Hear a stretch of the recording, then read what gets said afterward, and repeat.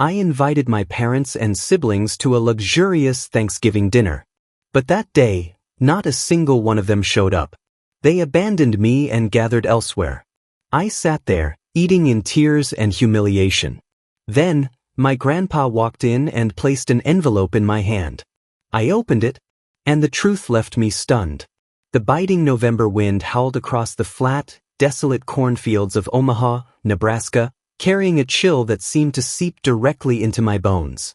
But as I stood in front of the mirror of my cramped attic room, adjusting a silk tie I'd spent 2 hours picking out, the cold outside was nothing compared to the icy hollow expanding in my chest. My name is Landon. I am 29 years old, a senior financial analyst at one of the top firms in the Midwest.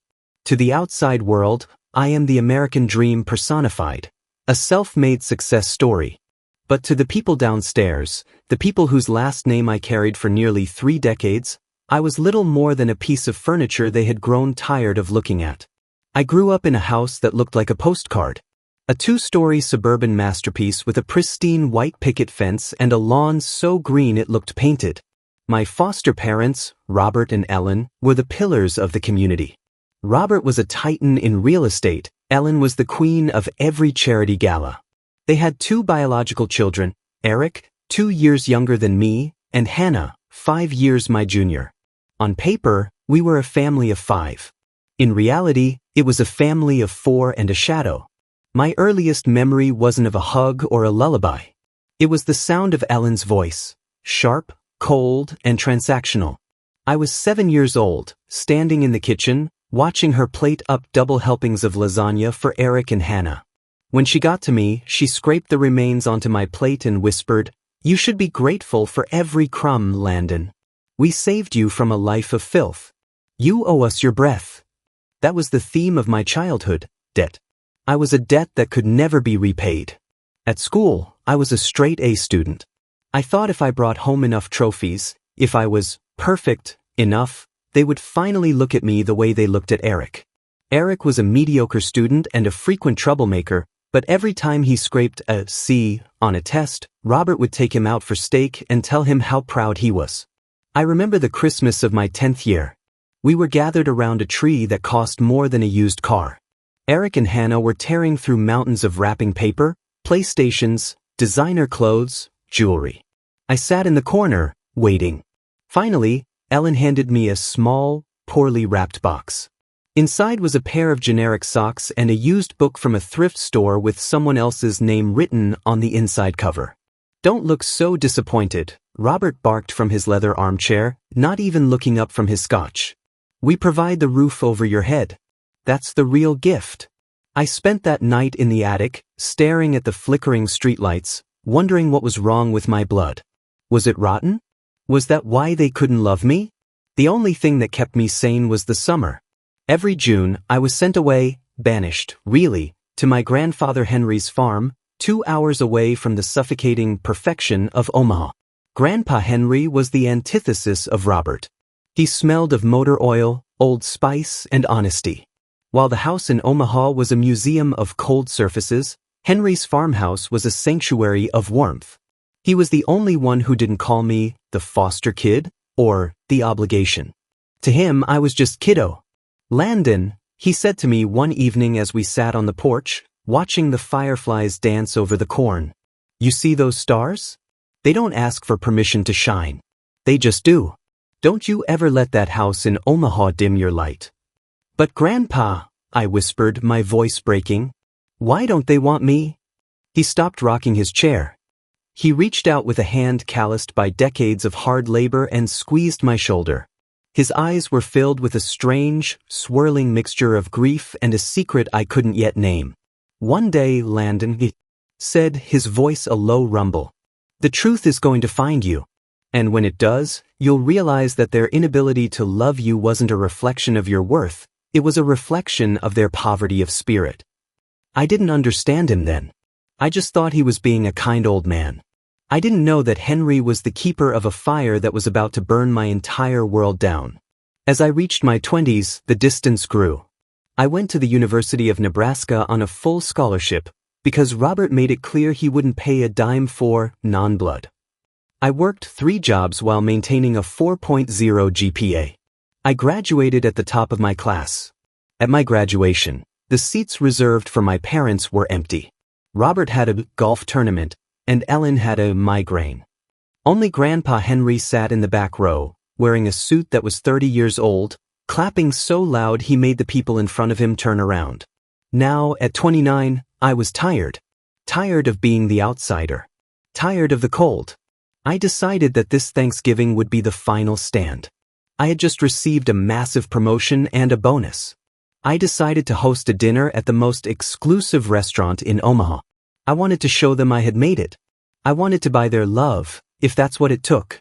I sent out the invitations weeks in advance. Hand-delivered. I'm paying for everything, I told Ellen.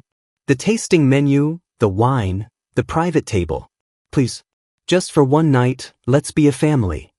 She didn't look at me. She just checked her nails and said, "We'll see, Landon. It's a busy season." And so, here I was. November 25th, 6:30 p.m. I sat at a table designed for 6. The white linen was crisp. The candles were flickering. The centerpiece was a sprawling arrangement of autumn flowers. The waiter had already filled the water glasses. 6:45 p.m. No one. 7 p.m. The restaurant was buzzing with the laughter of other families. I watched a father ruffle his son's hair at the next table. My throat felt like it was closing. 7:15 p.m. My phone buzzed. It was a text from Hannah. "Hey, sorry. Mom and Dad decided it was too much of a drive. We're just doing a casual dinner at the house with some family friends. Have a good one." Family friends, I whispered to the empty chair across from me. I wasn't a family friend. I wasn't even a guest. I pulled out my phone and called Ellen. She picked up on the 5th ring. The background noise was deafening, the clinking of silverware, the roar of laughter, and Eric's voice shouting about a football game. "Landon? I'm busy," she snapped. "You're home?" I asked, my voice trembling. "I'm at the restaurant. I've been waiting for an hour. I prepaid $3,000 for this table." "Well, that was your choice, wasn't it?" she replied, her voice devoid of any empathy. "We didn't ask you to do that. We're comfortable here. You'll manage, Landon. You always do. You're the survivor, remember? Enjoy your dinner." The silence that followed was the loudest thing I'd ever heard. I looked at the 5 empty chairs. I felt the eyes of the waiters on me, pitying, awkward eyes. I felt like the same 10-year-old boy holding a box of used socks. I was about to stand up, walk out, and never look back when the heavy oak doors of the restaurant swung open. A blast of cold air hit the room, and there he was. Grandpa Henry. He was leaning on his cane, his old wool coat dusted with a light layer of snow. He scanned the room until his eyes locked onto mine. He didn't look surprised to see me alone. He looked furious, not at me, but for me. He walked over, his boots thumping on the expensive carpet, and pulled out the chair directly across from me. "Order the steak, kiddo," he said, his voice vibrating with an intensity I'd never heard before. "And get a bottle of the best scotch they have. Because tonight, the lies end." I stared at him, confused.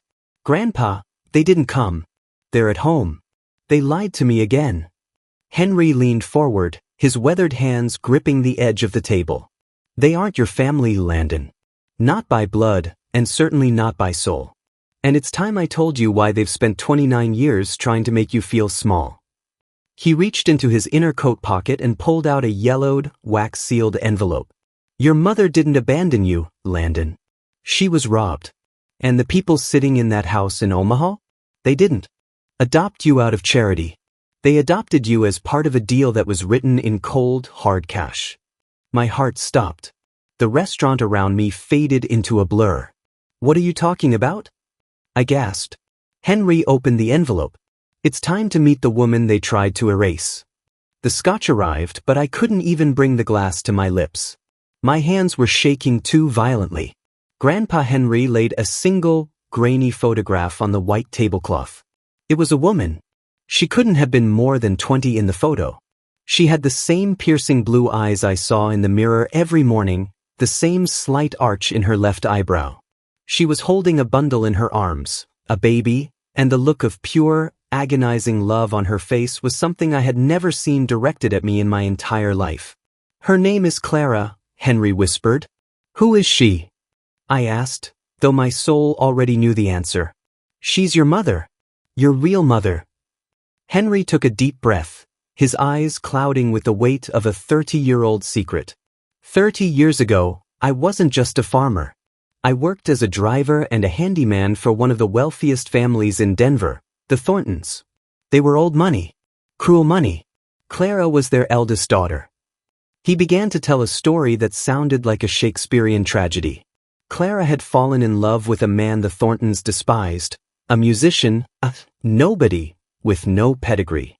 When she became pregnant with me, her father gave her an ultimatum: abort the child and stay in the will, or keep the child and be cast out into the street.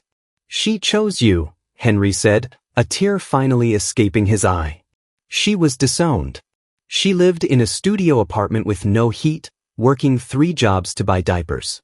She was starving herself to keep you fed. But then she got sick. Very sick. Pneumonia that nearly took her life."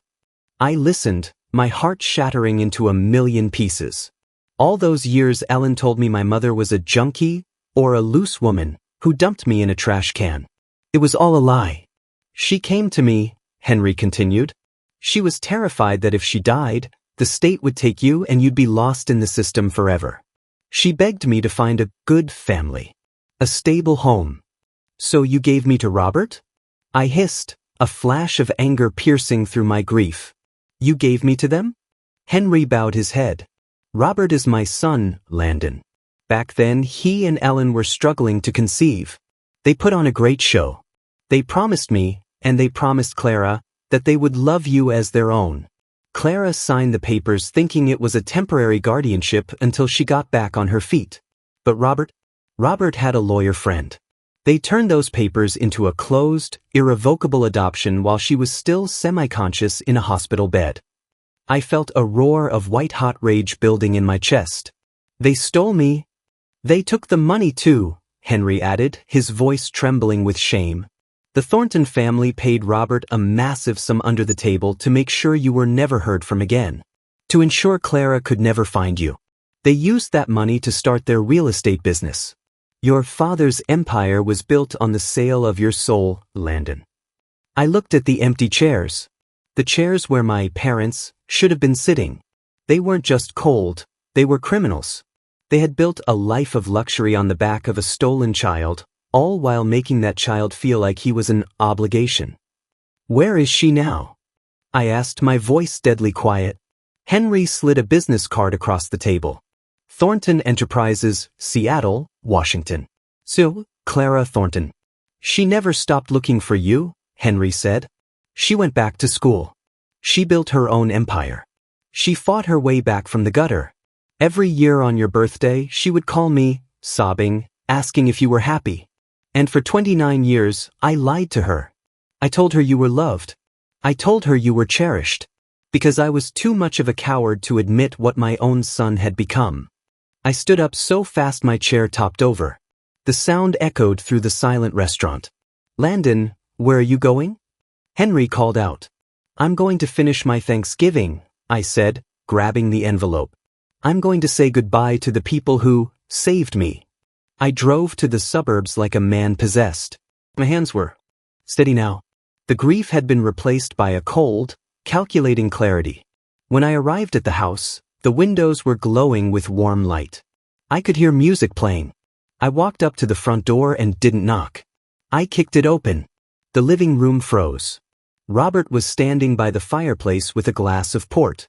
Ellen was laughing with a neighbor on the sofa. Eric and Hannah were clinking glasses. "Landon." Ellen stood up, her face twisting into an expression of annoyance. "What on earth is wrong with you? We told you we weren't coming. You're making a scene."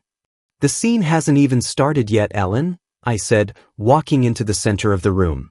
I threw the photograph of Clara onto the coffee table, right on top of her designer magazine. Robert's face went pale. Dead white. He dropped his glass, and it shattered on the hearth. "Where did you get that?" he whispered. "Grandpa Henry says hello," I said, my voice dripping with venom. He also says the statute of limitations on fraud might be over, but the court of public opinion is just getting started. Landon, don't be dramatic, Ellen scoffed, though her hands were shaking. We gave you a life. We gave you everything. You gave me a room in an attic and a lifetime of psychological torture. I screamed. You took money from the Thorntons to keep me hidden. You built this house on blood money. My mother's blood. Eric stepped forward, trying to play the tough guy. Hey, watch your mouth, Landon. You're lucky we even let you in the house. I turned on him so fast he flinched. You want to talk about luck, Eric? You've spent your whole life being a mediocre parasite. You're 30 years old and you still live on an allowance. Well, guess what? The allowance is over. I looked at Robert. I've been your financial analyst for 5 years, Robert. I know where the bodies are buried. I know about the offshore accounts. I know about the tax adjustments you've been making to keep this lifestyle afloat. Robert's eyes went wide. You wouldn't. I've already sent the files to my personal cloud. I lied, though I knew exactly where to find the proof. I'm going to Seattle. I'm going to find my mother. And if I ever see any of your faces again, I will burn this perfect life to the ground. I turned to Hannah, who was crying in the corner. You were the only one I thought had a heart, Hannah.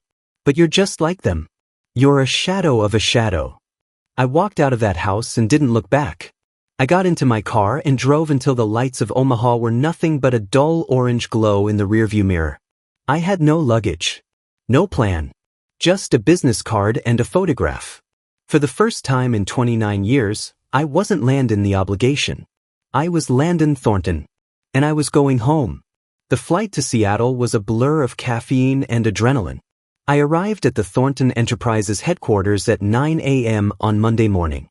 It was a soaring tower of glass and steel that overlooked the Puget Sound. I walked into the lobby, my heart hammering against my ribs like a trapped bird. I'm here to see Clara Thornton, I told the receptionist. Do you have an appointment, sir? No, I said, sliding the old, grainy photograph across the desk. Tell her Landon is here. Tell her the boy from Denver finally grew up. 10 minutes later, I was being ushered into a private elevator. The doors opened onto the top floor.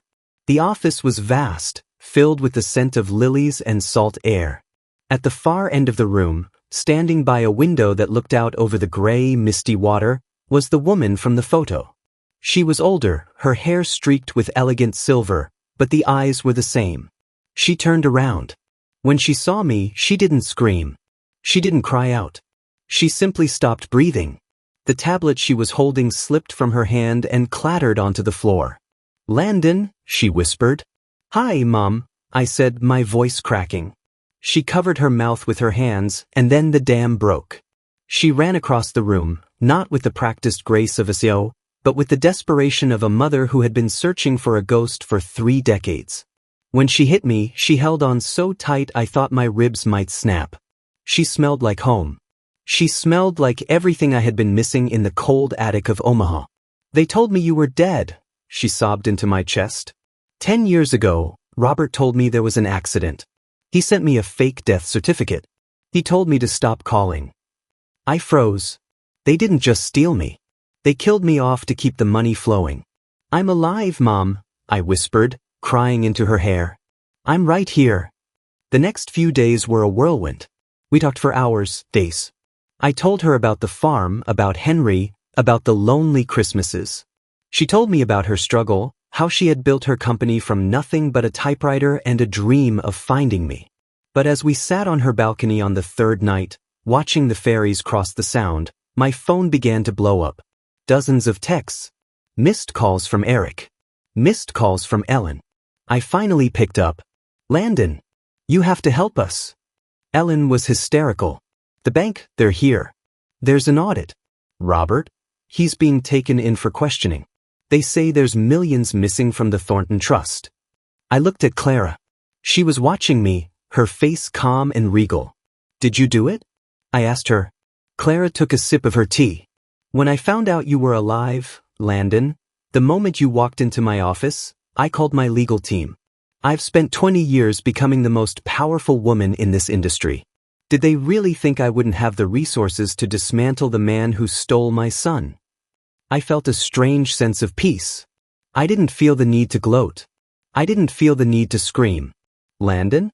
Are you there? Ellen's voice was fading into static. We're your family. You owe us. No, Ellen, I said firmly. The debt is paid. In full. I hung up and blocked the number. A month later, Grandpa Henry moved to Seattle. Clara bought him a small, beautiful plot of land just outside the city where he could grow his tomatoes and watch the mountains instead of the corn. On Christmas Day, we sat around a table. It wasn't a cold, white linen restaurant. It was Clara's home. There were no used socks. No empty chairs. Grandpa Henry sat at the head of the table. Clara sat to my left. A toast, Henry said, raising his glass. To the boy who was lost, and the man who found himself. I looked at the two people who truly loved me. I thought about the attic in Omaha and the long, lonely nights.